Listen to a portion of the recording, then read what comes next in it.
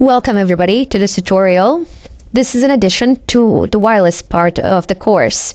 Anyway, I have noticed in the discussions that a lot of people were struggling, Windows users were struggling with their virtualized environments, and they were unable to access their wireless card. I have mentioned this in my original course that you won't be able to access your physical hardware, your integrated wireless network card from your VirtualBox. You will need to either create a bootable Linux CD in order to access it, or buy a USB wireless device.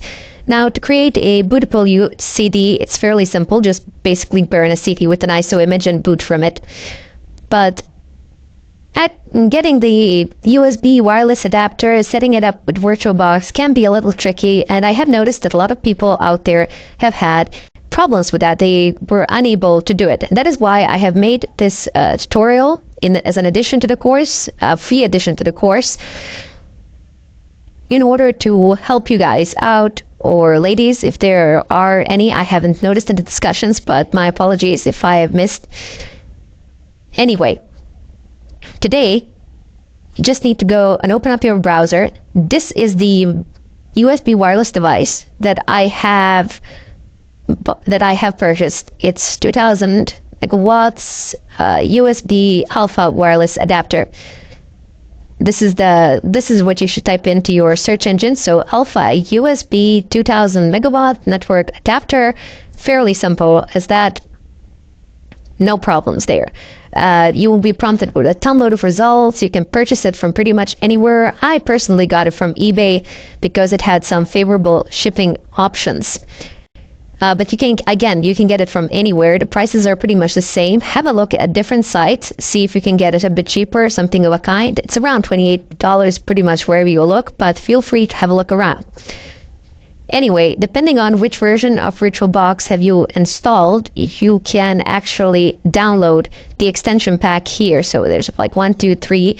But chances are that if you have installed VirtualBox on Windows, that you already have an extension pack. Linux users have to additionally install the extension pack because it's not open source.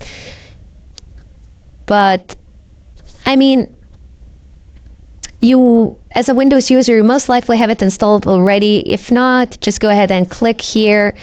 You'll be prompted with this one, download, and it says open with. Press OK. By the time the download is done, just go ahead and click on it. And basically, just follow through the wizard. Keep clicking the next button, quite literally. This is not my machine. By the way, I went to my friend's machine who's running Windows 7, so I could actually do this tutorial on a physical Windows machine. But as I said, I'm not going to install it now because I already have it installed. I have installed it through the installation of VirtualBox. And as I said, if you have installed VirtualBox on Windows, on any Windows, you most likely have the extension pack installed along with it. If you don't, just click here and keep clicking on next. That's all that you need to do. Quite literally, there is nothing special or amazing or anything of a kind. The next button is your friend there. Anyway, let's just go ahead and minimize this. Go ahead and unpack your USB wireless adapter. Take out the CD that came with it. Insert it into your machine and open it up. So let's just go ahead and do that. This is the CD that I have inserted into my CD-ROM. So let's just go ahead and open it. Excellent. So now you get prompted here for a bunch of questions. You can make a mistake here, but oh well, no big deal. First of all, if you have bought the same device as I have, you will click on Indoor USB Wireless. You will select Adapter Series. You will select the middle one. You can read this from the bottom of your wireless USB adapter. Click here, and the version as well. So same place. Just take your wireless USB adapter, look at the bottom, at the label, and there you will be able to find all this information. Anyway, this is the version that I am using, so I'm just going to go ahead and click on it. If you're using the same as me, just go ahead and click on it. If not, if you bought a slightly different version, just read from the bottom, that's it. And this CD actually comes packaged with Mac drivers, Windows drivers, and Linux drivers, which is fantastic. So all of you Mac users, you can pretty much just insert a CD and get the proper drivers for this wireless card, for this wireless USB adapter. Linux users, if you have bought this for an extended range or something of a kind, no need for you to actually install anything, as it already comes pre-packaged with the drivers, as the Linux kernel already has the drivers necessary to facilitate proper functioning of this device. Anyway, I'm going to go ahead and click on Windows drivers. Now it offers Windows XP 7 and 8. There's no Vista, but for Vista, if you're using it by any chance, try the XP or Windows 7. One of those two is bound to work. I am on Windows 7, so I'm just going to go ahead and select Windows 7. If you're on Windows 8, select Windows 8. Nothing too complex there.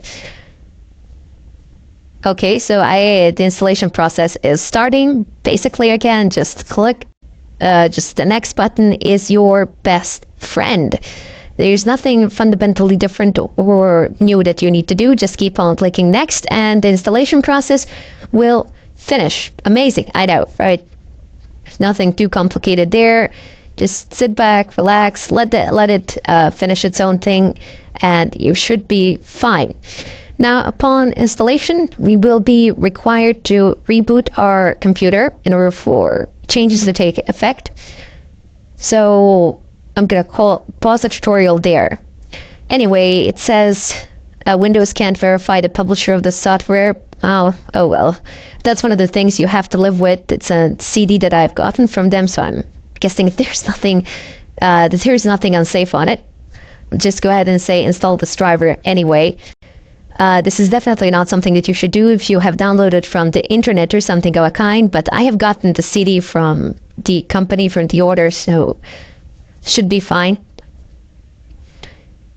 Anyway, the installation process is ongoing. I don't know, prompting you. If you can hear this clicking sound from time to time, that's basically Windows figuring out what the device is as the drivers are being installed.